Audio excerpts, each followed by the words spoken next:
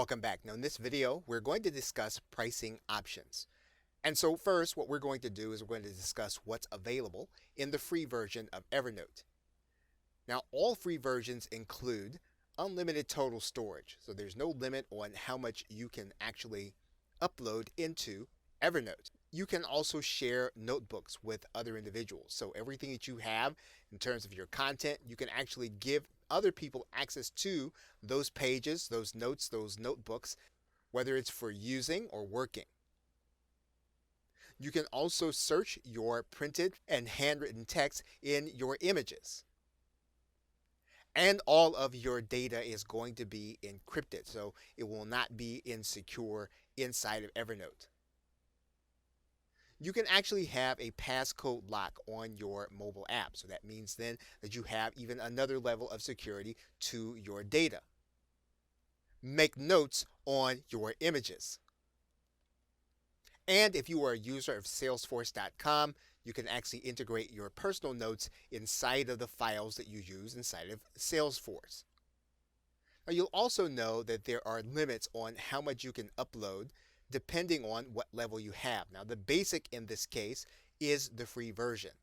So you're limited to 60 megabytes of data on a monthly basis if you're going to be uploading into Evernote.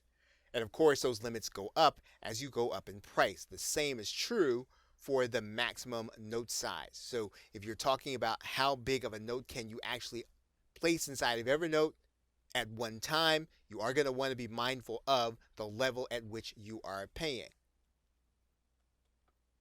Now, one of the keys is understanding how you're going to use Evernote.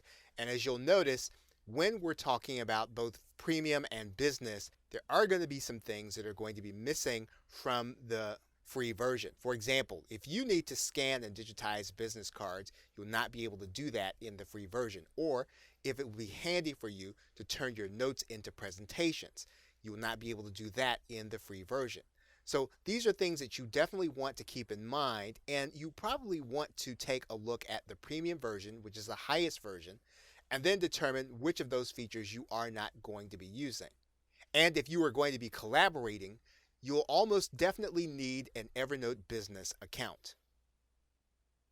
So now that you've seen what's available in the free version, we want to make note of those things that are only available for paid subscribers. If you're going to be syncing your data across all of your devices, then you will need a paid version. If you're going to use the free version, you can only use 2 devices. Now, just so that you'll know, the web is not considered to be a device. So if you're going to be using your browser for Evernote, you will not be charged as if that were a device.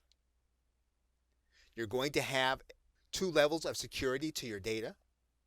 You'll also have offline access to your content on desktop and mobile. Now again, if you're only going to be using the free version, you'll only have access to that content through the desktop.